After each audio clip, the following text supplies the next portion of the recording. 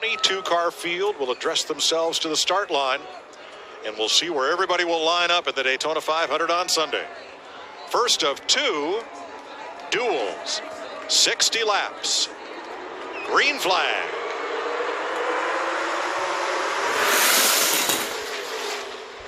Big jump out there. Maybe this was the plan, was Ricky Stenhouse Jr. starts on the outside and then goes down to pick up his Chevy teammate in Chase Elliott.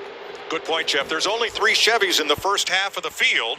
Stenhouse, Chase Elliott, and Ricky's new teammate, Ryan Preece. You can see already Denny Hamlin get pretty aggressive with the push to Chase Elliott's rear bumper. That paid off. Oh, it certainly did. I mean, that's exactly what Chase wanted to see, because that gets him out and breaks him free of those 2 side-by-side cars of Eric Almirola and Denny Hamlin. Ford's on the outside, Almirola with Logano and Buescher. There's a big push from Joey Logano to Eric Almirola. Now that car might get a run, get to the outside. You see Denny Hamlin not settling for just settling in. I mean, he is being aggressive to the rear bumper of Chase Elliott. Christopher Bell behind Hamlin's 11. Then Clint Boyer.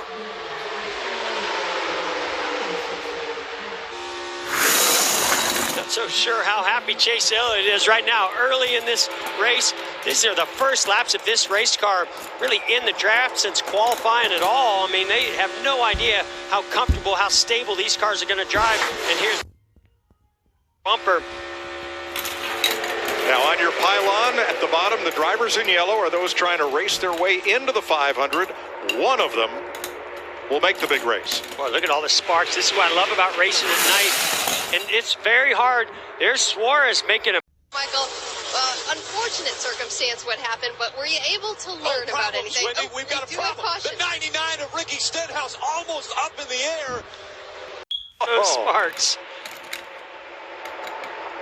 Yeah, that's sort of the unknown, Mike, is you go through qualifying, you want to get your car down low for qualifying, but then you're going to raise it up, but you don't know exactly what the travels are going to be like in this race. It's the first time they've really run in these kinds of conditions, cool at night.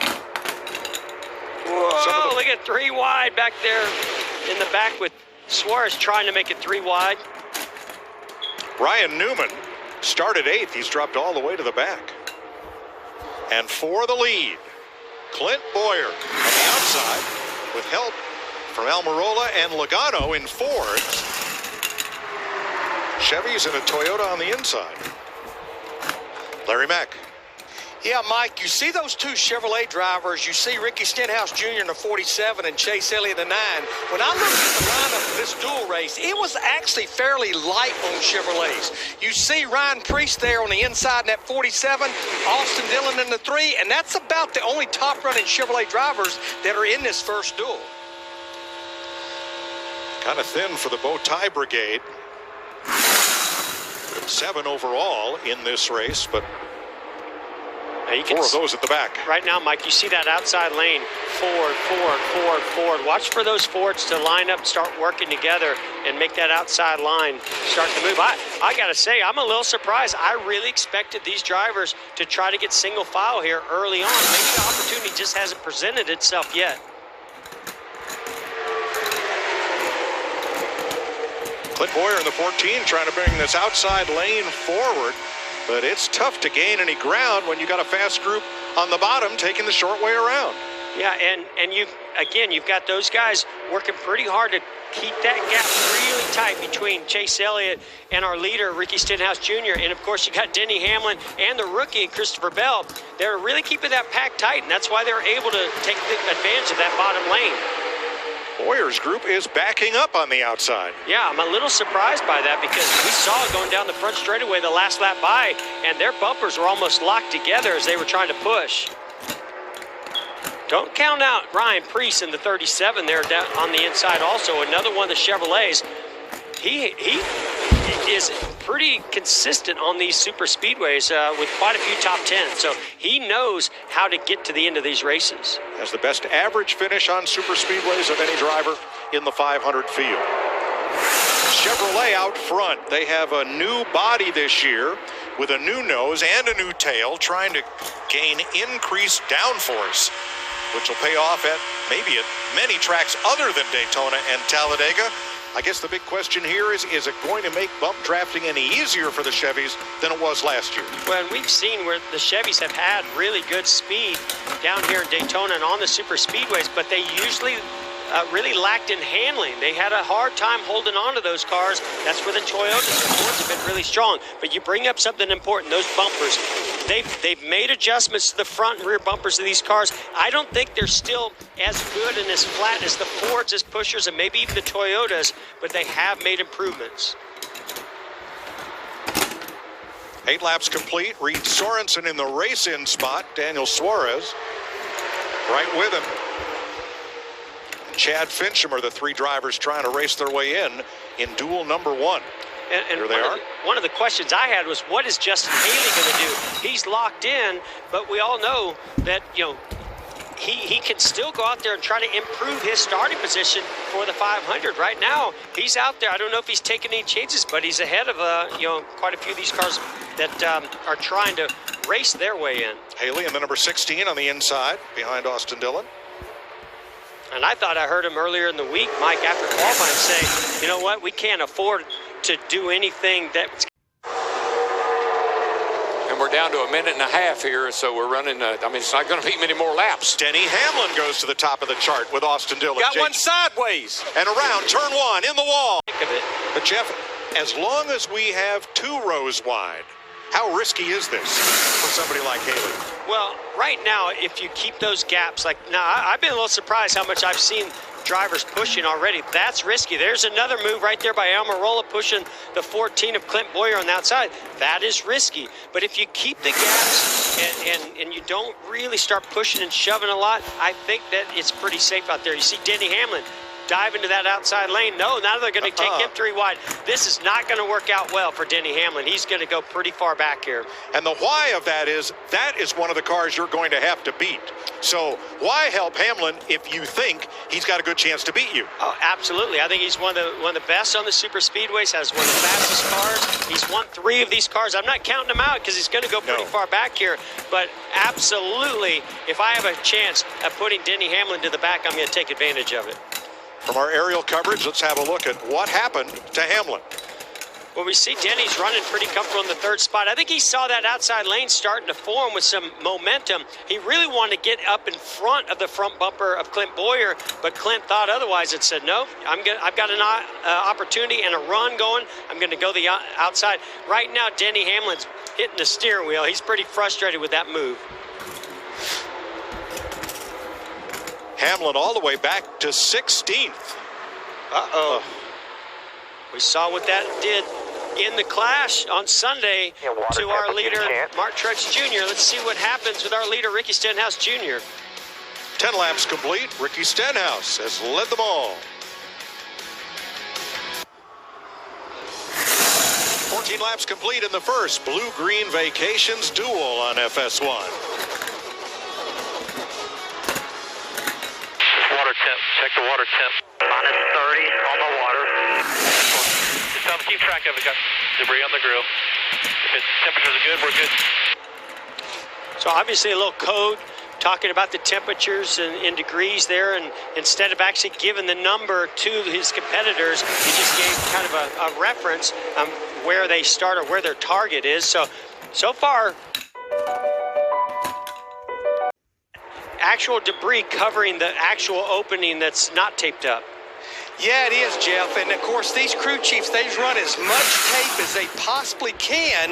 You can see it right there. I mean, that's almost over the entire opening, and you've already got it taped up for aerodynamic. But it's twofold, Jeff, and you know this. Yeah, when you get over 300 degrees, obviously that's when you get in a danger zone, but it's a pressurized water system. As long as you don't go above that 35 PSI on the pressure relief valve, as long as you don't do that, it's like your passenger car that's pressurized. Then it's not, you don't get in that much danger. And Larry, that probably is what they're doing is not paying attention to water temperature, talking about water pressure. So maybe that's the number that Ricky Stenhouse Jr. was relaying to Brian Patty. Well, Larry, most importantly, is this the engine they would have to run in the Daytona 500? Yeah, you cannot change the engine, Mike. No longer can you do that. What you unload with is what you race in the 500. If you have to change, the penalty to the rear of the field. The good thing for this 47 car, here in about 2 to 4 laps, the window will open for that green flag pit stop I spoke about.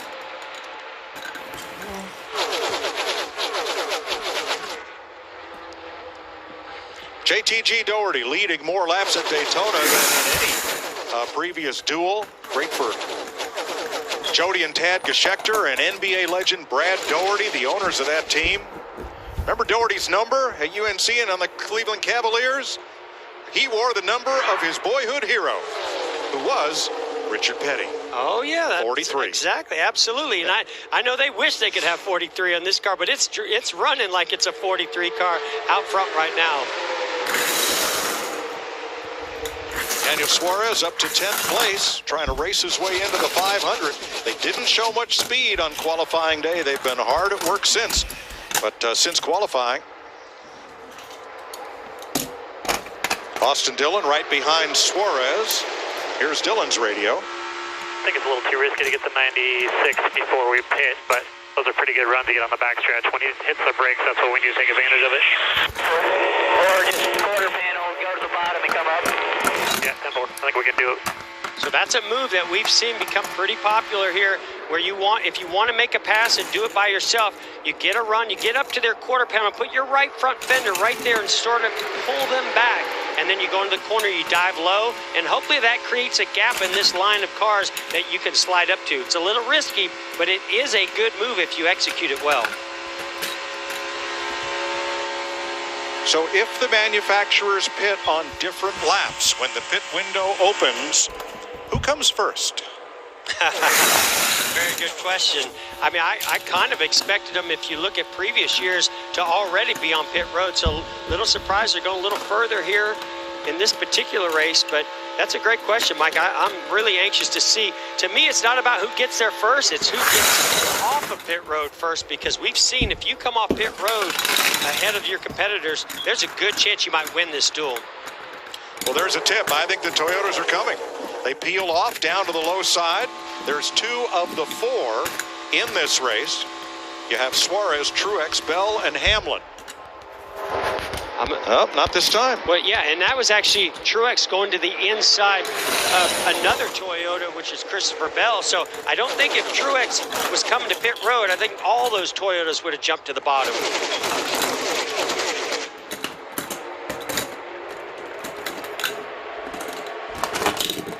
Impressed that Ricky Stenhouse Jr. is still holding strong in that lead, not having to address all that debris. I mean, there cannot be much air.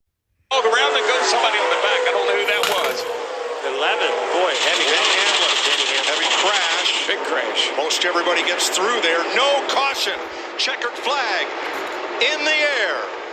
Martin Truex wins.